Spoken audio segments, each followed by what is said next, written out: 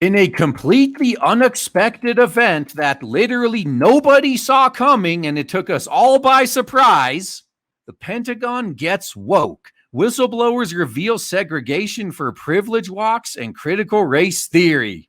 Oh, it gets worse. It is hilarious how bad things are getting in the military right now.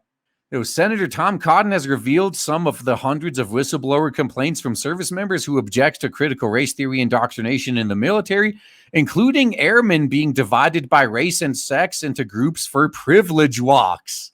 The service members also spoke out against receiving reading lists of critical race theory books as part of the Pentagon's new anti-extremism and diversity training within the ranks. So this is my red line, by the way.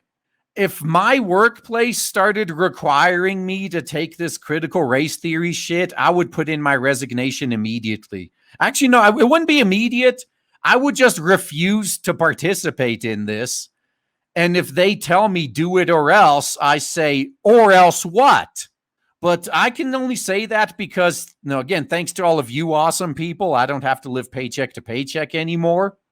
If you have any amount of money, if you don't need the job anymore, you don't have to put up with this shit. Now, unfortunately, when it comes to the military, you can't just quit. The best you can do is not re-enlist, which we're going to get into, but a lot of guys are doing just that. After all of this shit, so many people in the military are just done. Like, if this is how it's going to be, I'm just not going to re-enlist. Although you have to be careful. I would suggest getting in touch with Terrence Popp if you can to learn some administrative violence, because I've heard stories before about soldiers who didn't want to re-enlist, but somehow their paperwork was magically filed for re-enlistment, and once it's in, there's nothing they can do about it. Like, unless you want to be dishonorably discharged and ruin your whole life. So if you're in the military and you want to get out and you're worried that they're not going to let you leave, then you need to learn the system inside and out and make damn sure they can't force you to stay in. So this is about a very specific kind of anti-American indoctrination that's seeping into some parts of our military, Mr. Cotton said at a recent Senate Armed Services Committee hearing. Mr. Cotton, Arkansas Republican, received the complaints through a whistleblower site he launched in late May in partnership with Representative Dan Crenshaw, a Texas Republican. Mr. Cotton, a former Army infantry officer, and Mr. Crenshaw, a former Navy SEAL lieutenant commander, created the sites to identify woke ideology within the military, they said. Well, too bad it's being pushed by the commander-in-chief, Kamala Harris. The service members' complaints add to the mounting pushback against woke culture, and that is quickly spreading through America's indoctrination centers, workplaces, and the government. These institutions increasingly adopt training and curriculum based on racism, which holds that white people are inherently racist and invested in the opposition of people of color. Pentagon officials defend the training. They say it promotes diversity, equity, and inclusion in the armed forces. But here's the real story. Critics say it is sowing division in the ranks. Whereas just 6 months ago, and I'm not going to get too far ahead, we're going to get into that. One Marine told us the military history training session was replaced with a mandatory training on police brutality, white privilege, and systemic racism. He reported that several officers are now leaving his unit, citing that training, Mr. Cotton said. Just like with the cops, they're being driven out. Another service member told us that their unit was required to read White Fragility by Robin DiAngelo, which claims white people raised in Western society are conditioned in a white supremacist worldview. He said an airman complained about the exercise called Privilege Walk was a racist exercise, because it is. Members of the wing were ordered to separate themselves by race and gender in order to stratify people based on their perceived privilege, Mr. Cotton said in describing the airman's complaint. The senator detailed several specific complaints last week while questioning Defense Secretary Lloyd Austin at the committee hearing.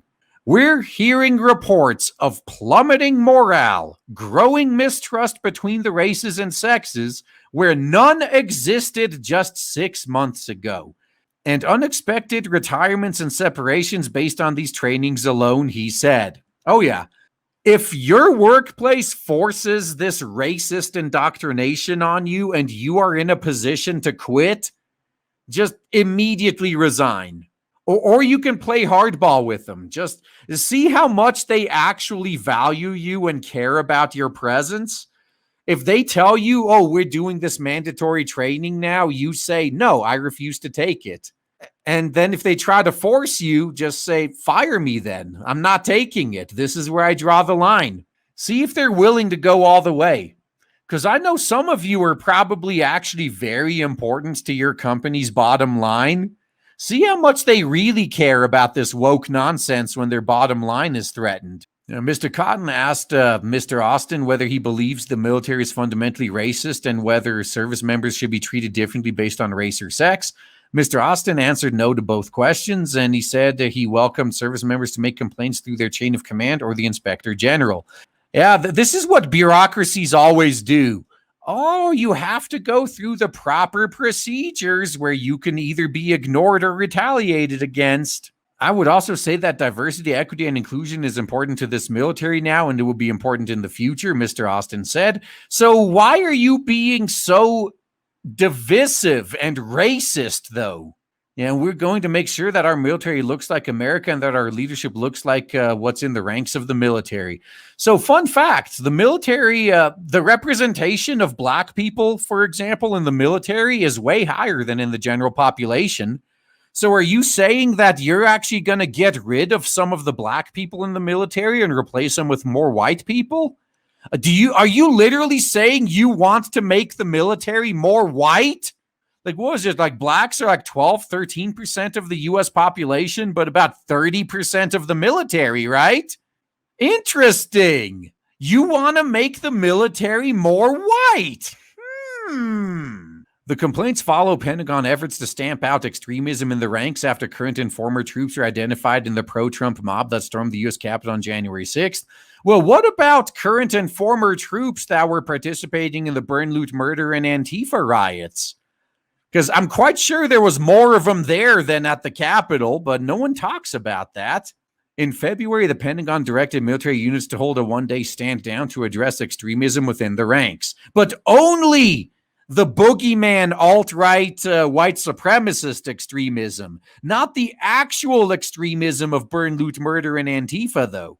The service members' complaints also point to emerging polarization in the military ranks.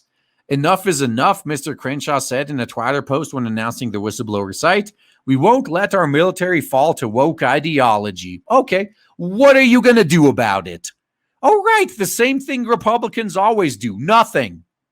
And the second you're going to be actually given power again and can fix it, you're not gonna. It's going to be Obamacare all over again. When Obama was president, the Republicans couldn't shut up about repealing Obamacare. Then they had the presidency, the House, the Senate, the Supreme Court, and they still couldn't do it.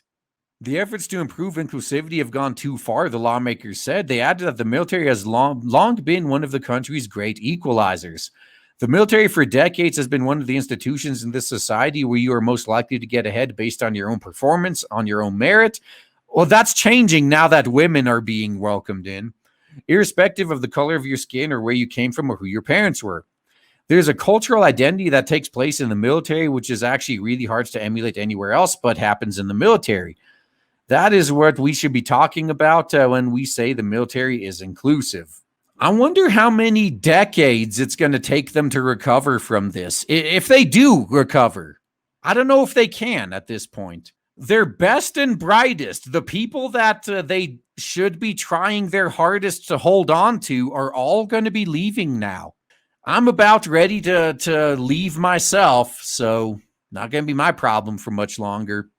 And to be honest, if they're going to make the switch into becoming basically the Gestapo sooner or later, I'd rather the most incompetent people possible be there, to be honest. I do not want the people oppressing me to have any sort of talent, any sort of skill. So we'll see what happens, though. Oh man, I am so excited to tell you guys right now that finally, after about a year of build-up and shilling, we have launched Blade Devil on Indiegogo, and so far it is doing so well thanks to awesome people like you. If you haven't backed it yet, then please check the links in the description and check out Blade Devil on Indiegogo. You will not be disappointed. Looking forward to seeing you there.